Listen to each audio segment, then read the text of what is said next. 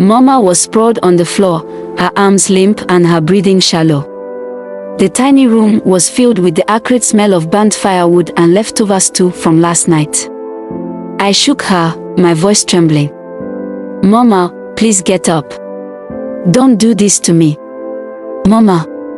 She didn't move. The neighbor, Auntie Sod, burst in, her wrapper barely tied around her waist. She took one look at Mama and ran out screaming, "Somebody help. I think she's gone." I just knelt there, holding her hand, tears streaming down my face. My world had just stopped. My name is Tosin, and I'm the oldest of 4 children. I'm 18 years old, but life has made me feel like I've lived 50 years. We lived in Ajigona, a bustling slum in Lagos, Nigeria, where every day was a fight for survival. Mama was everything to us. She was our mother, father, and protector. She sold akara by the roadside to feed us, and when the rains came and the oil didn't sell, she borrowed money from anyone willing to give it to her.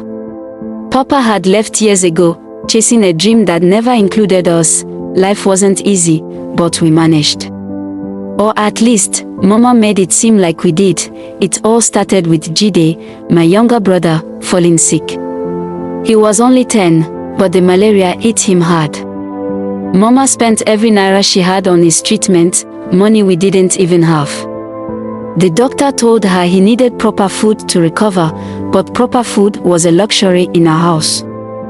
"Mama, don't worry, I'll find a way to help," I told her one night. She looked at me, her eyes filled with unshed tears. "Tosin, you're still a child. Your job is to go to school." But school didn't matter when your family was starving. So I started skipping classes to help Mama sell akara. At first, she didn't notice because she was too busy worrying about Jide. One day, Mama came back home looking defeated. The man she had borrowed money from, Alhaji Sul, had given her an ultimatum: repay in a week or he'd take her house. "Mama, what are we going to do?" I asked, my voice barely above a whisper. "I don't know, Tosin," she replied, her hands trembling. "I've tried everything." I couldn't sleep that night. The thought of us being thrown out onto the streets haunted me. The next morning, I made a decision. I went to Alhaji Sul myself.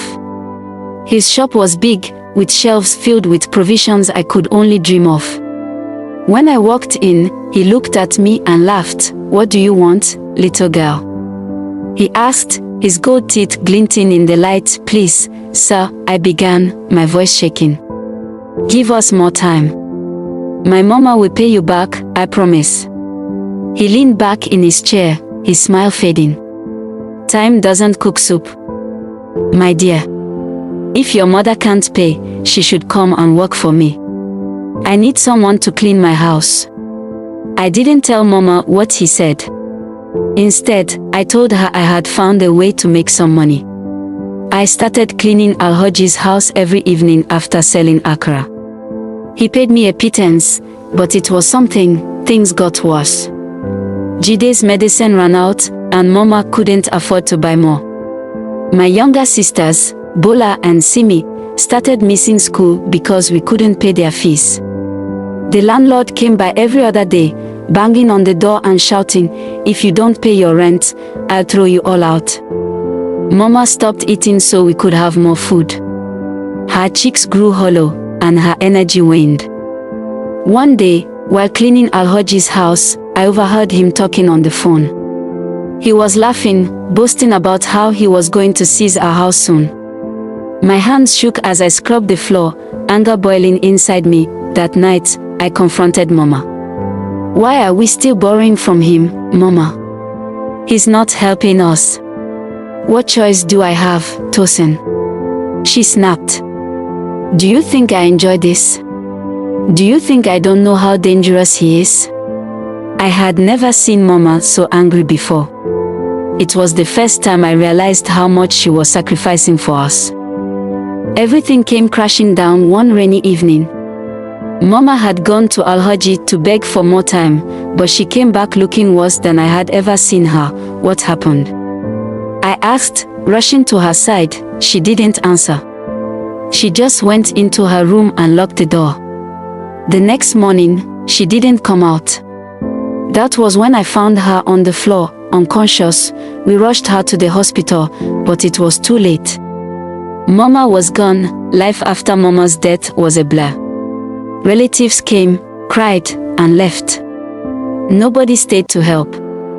The house was taken by Alhaji, and we were thrown out. I took Bola, Simi, and Jide to a nearby shelter.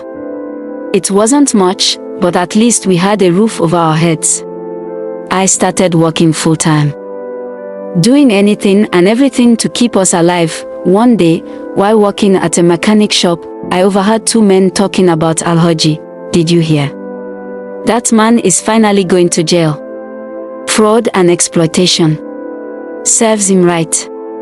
I couldn't believe it. The man who had taken everything from us was finally paying for his sins, but it didn't bring Mama back.